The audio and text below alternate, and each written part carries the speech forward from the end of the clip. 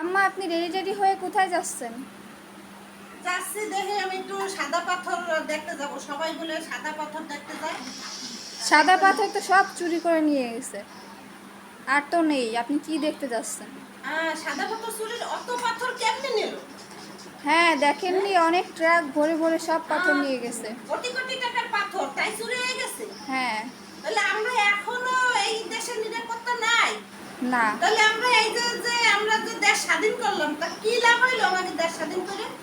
লাভের হ্যাঁ? বদলে তাহলে ক্ষতিই তো বেশি তাহলে হয়েছে। তো চোর তো এই দেশে গেলই না, চোর তো রয়েই গেল।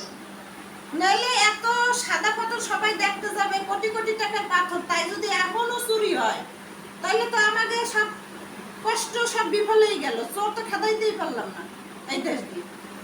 আমি আবার চিন্তা করছি সবাই যাচ্ছে সাদা পাথর দেখতে, আমি একটু যাই দিই সাদা পাথর দেখে আসি।